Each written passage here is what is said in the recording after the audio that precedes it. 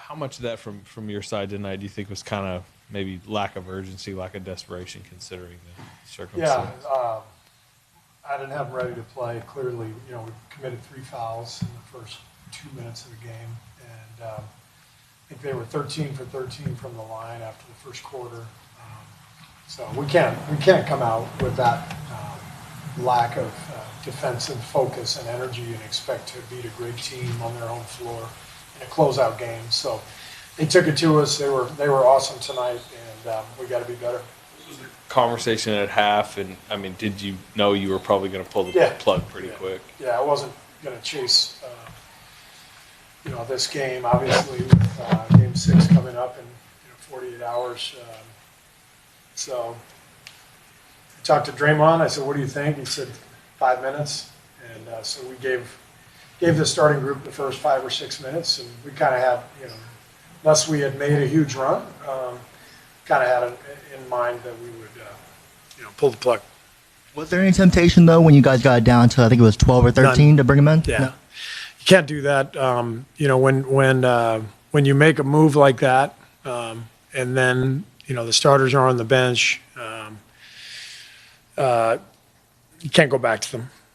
It's just not the right thing to do. What can you say about the fight, though, that your guys' bench gave? Loved our bench group. They came in. They forced Houston to bring their starters back in. They set a tone that we're going to need for Game 6. And I thought, even though we lost the game, I thought it was crucial that we fought the way we did in the fourth quarter. And for someone like Moses, whose shot's been a little gone, for him to get the 25 points, get his shot going, how important is that? Yeah, it's great. Got some rhythm. Very important for him to go out there and compete and play the way he did. There were some positives in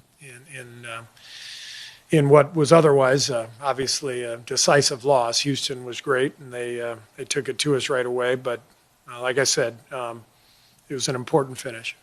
Steve, one of the things with such an experienced team is there's a comp for almost everything, and I'm wondering if this situation reminds you at all of the Game 5 in Memphis, and which you, of course, missed, but similar feeling? Yeah, similar vibe, down 30 in the first half. I think in Memphis we might have been down 40 or 50 even. I don't remember exactly, but similar vibe, young team, on their home floor, trying to stay alive. They came out and threw haymakers at us. They made every shot in the first quarter.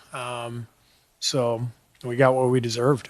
I also, the broadcast back home, there's a lot of talk from Bob Fitzgerald that they're targeting Steph's thumb and deliberately trying to hurt him. And I'm just wondering if that's your view of things, and if you've talked to the ref about it. Yeah. So, the rule, the NBA is once the shot has been released, you're allowed to hit the guy's arm. And so what's happened in the league this year is players always they're going to outsmart, the rules. They know what they're doing. So players all over the league are just taking shots at guys' shooting hands after release because they know it's not going to be a foul. And I'm very confident that next year the league will fix it, because it's only a matter of time before somebody, breaks a thumb or breaks a hand or whatever. But these are the rules. I do believe they're allowed to call a flagrant if they want. The refs could call a flagrant if the guy winds up and takes a shot. But no, it's been happening across the league all year long. It's the dumbest thing I've ever heard, but we have to take it through the league process to get that changed, and that'll probably happen this summer, I would guess.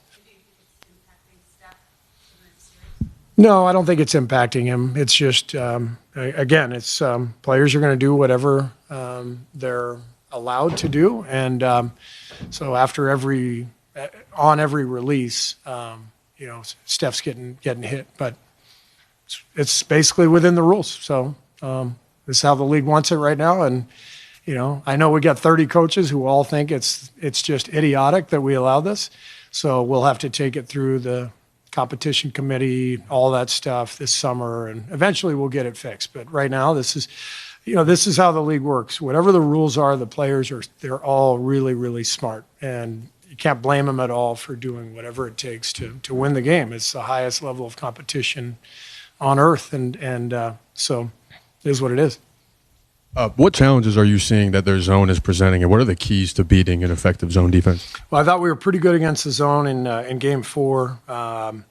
You can't get stagnant. You have to push the ball. You have to play with pace and movement and get to spots. And we definitely had some poor possessions against that zone tonight. Steve, you look like I saw Jimmy and Draymond kind of talking things out. I think Steph was talking to you at some point. Because you guys have this championship experience, how fast do you know that, because you've been with these guys in this situation, that they turn the page and start looking toward the next game? I mean, our guys have been here many times. Jimmy's been here many times. I think a couple of years ago, Jimmy was part of that Miami team that was up 3-0 against Boston, lost the next 3, and then had to win on the road in Game 7. This is what the playoffs are about. I mean, it's just incredibly competitive. Everybody who is playing now, who's still alive, has great basketball players and great coaches. And, I've said it throughout the series, Houston's a great team. Ime's a great coach, 52 wins, the 2 seed, athletic, they got all these lottery picks. So they're a hell of a team. And this is the playoffs, it's just as much a mental test, an emotional test, as it is a physical test, as a skill test. It's what makes it fun. It's what makes it challenging. It's what keeps you up at night. But this is what we do, and we love it. Steve, how would you say Jimmy Butler was moving out there? What do you think he was healthy? I know before the game. I'm sorry, who? Jimmy Butler. Yeah. Kind of what do you think of his health and how he was moving tonight? It's tough to gauge based on the way the game went. A game got out of hand early, and I think it wasn't his best night, but I think he was moving fine. I'm not concerned about him for Friday. Just to follow up on their zone defense, did they do anything differently tonight, or was it more just your execution? No. Same zone that basically they played the other night, and we were out of sorts from the beginning, especially defensively, and I think that carried over to our offense. It's hard to play offense when you're taking the ball out of the net every single play. At one point, I think at halftime, their effective field goal percentage was 95%. I've never seen that in my life. So you're not winning that game. What was so problematic defensively? I mean, you mentioned the early fouls, but I guess without seeing the film yet, like, where did you guys screw up most? Well, honestly, the fouls set just a brutal tone for us. We can't. You can't set a tone defensively by fouling. You have to set a tone by putting pressure on the ball and being in the right spots to help and building your shell, rebounding, forcing the shots that you're willing to give up. We didn't do any of that. Thank you.